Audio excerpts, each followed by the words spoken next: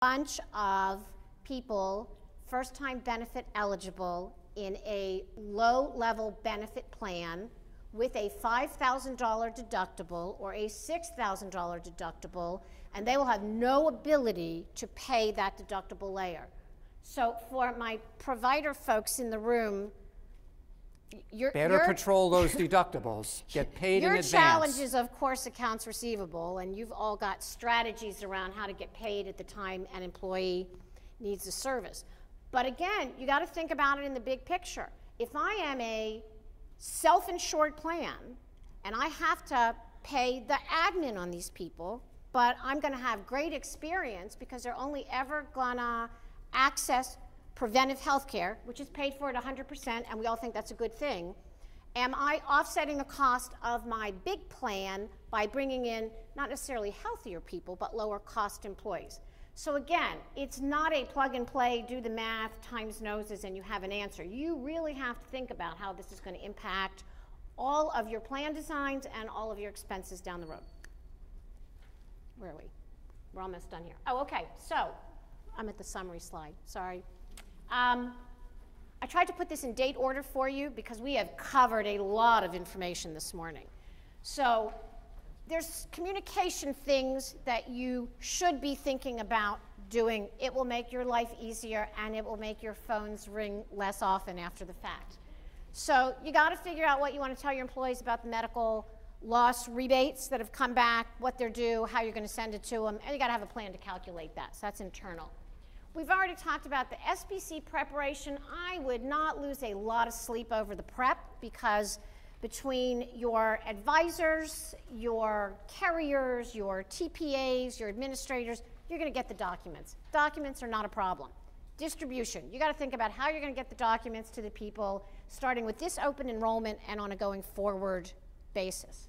Next thing you have to do, I think you want to talk to your highly compensated employees about some of the new tax implications, and we can certainly get you, we haven't prepared them yet, but we will. We can get some sample letters and things that you might use to send to your executive suite. How do you figure out who's impacted? Pull another payroll report. Anybody over $200,000 is probably the people you want to communicate with. We didn't spend a lot of time talking about it, but you know that next year you've got to limit your FSA contributions to $2,500. Communication initiative, probably going to handle that during open enrollment would be my guess, but it starts on a calendar year communication program, I believe. So if you're not renewing until sometime in the middle of 2013, you just might want to let people know that it's coming up so that they can plan appropriately. And then in March, again, this is going to be prepared and provided to you. Your problem is the distribution of the information. You're going to have to let your employees know about the exchange and what their opportunities to participate in the exchange are. The budget thing, you got to talk about the medical loss ratios. You got to talk about comparative effectiveness fees. If you're a big company, that's a big number. If that's that dollar per member per year for year one and $2 per member per year thereafter. So if you got 5,000 or 10,000 employees, I'd want to put it in my budget if I was running the HR department.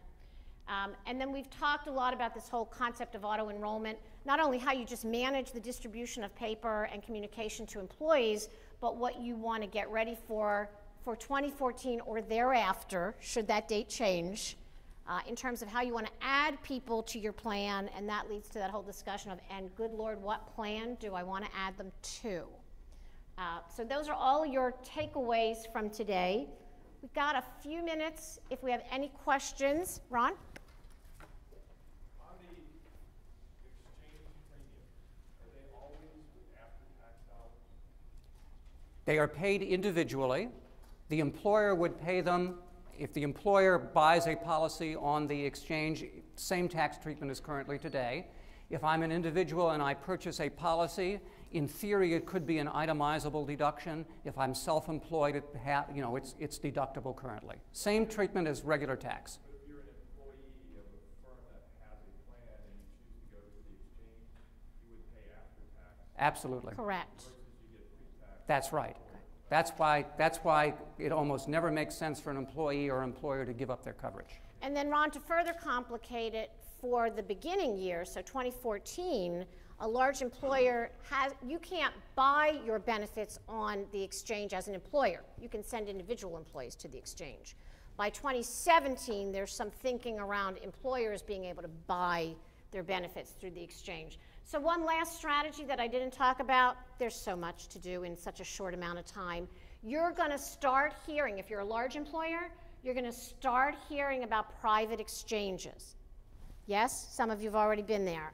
So private exchanges, they're actually available starting this January, and the whole idea behind them is to allow you to move from a defined benefit program to a defined contribution program. It's not about having better or worse benefits, it's about managing what your spend is. So just think about that in 2014, I can choose to not cover my employees, not cover some of my employees, send them to an exchange where they can now get benefits, and it is a post-tax play for them. If, as an employer, I decide to just change up the entire way I think about providing benefits and go to a defined contribution approach through a private exchange, I'm managing the dollars, but I'm still taking the tax deduction as an employer.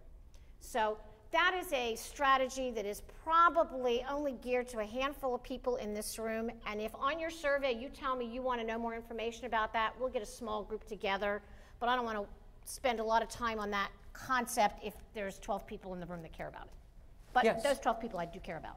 Are HSAs and HRAs going away? No. Still going to be with us. You may still have them. This last slide, incidentally, just quickly gives you the overview of how we model for you. If I'm an applicable large employer, what should I do? Is my plan affordable? Remember, for virtually all of you, you meet the minimum value requirement. The only issue is, what are you charging for the single premium? Should I make sure my single premium is going to meet the requirements? What do I want to do about part-time employees? Remember, I'm going to have to cover all my, quote, full-timers. I need to manage what could be a new group of enrollees. Do I need to create a lower value plan? If my plan is significantly more than 60% and I have to bring on